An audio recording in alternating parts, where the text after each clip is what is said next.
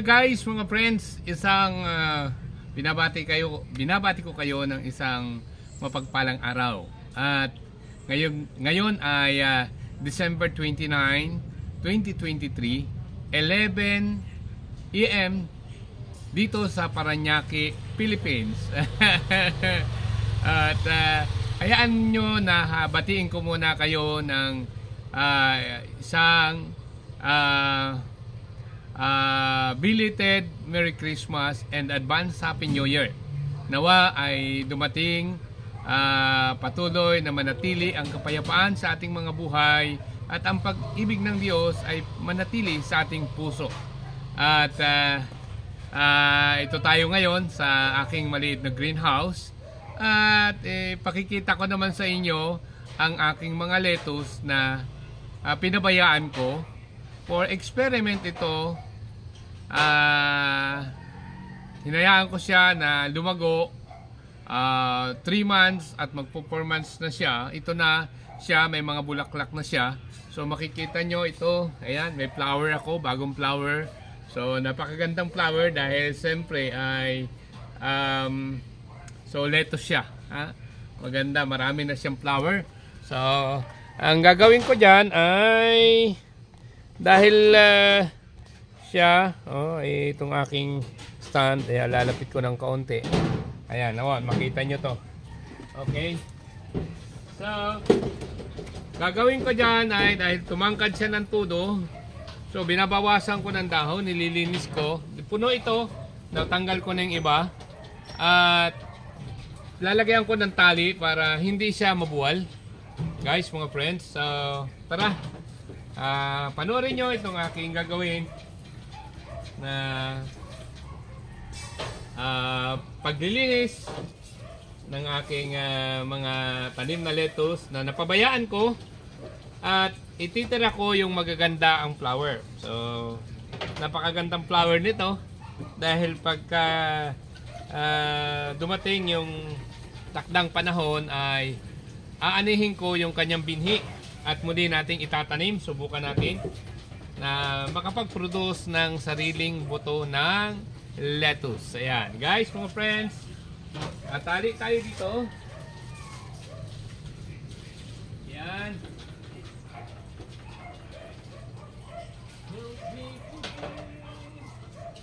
So para siya hindi mabuwal. Mayroon siyang guide. Ayan, kumuha ko ng straw. Ayan, straw.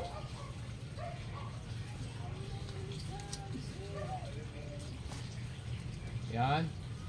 Diretso natin siya dito kasi nabubuwal na siya dahil masyado na siyang matangkad. Okay. Ayan. So, kulang ang ating tali.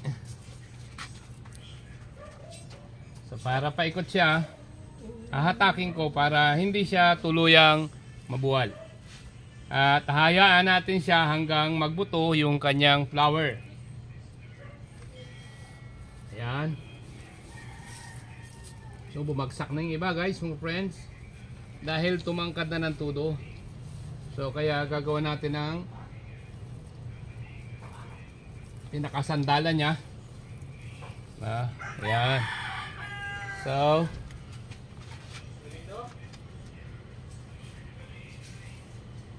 ay natali tumali siya. Ayan. Tali nga siya, tumali. Ayan.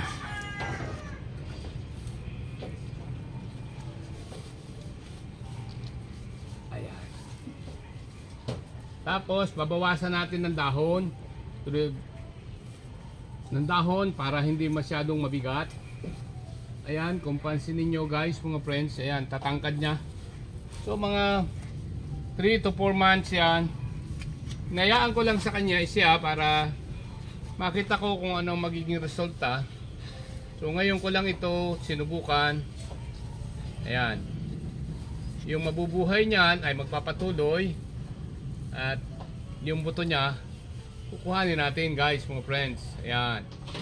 So yung iba magalaki na, ano na yung kanyang bulaklak, natitingkad na. Ayan guys, tali natin.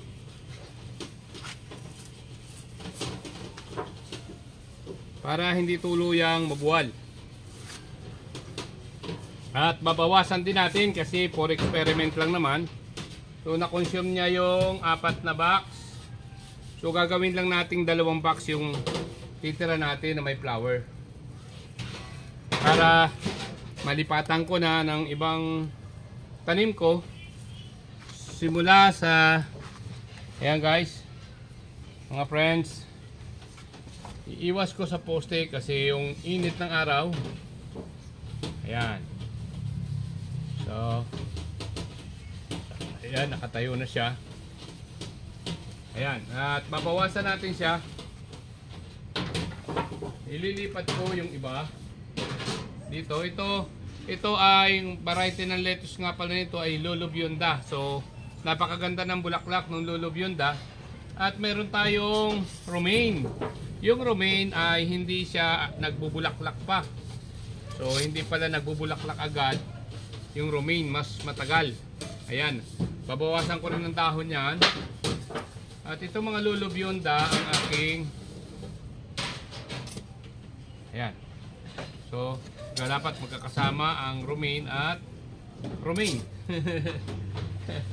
At Lolo Bionda para sa Lolo Bionda. Ayan guys.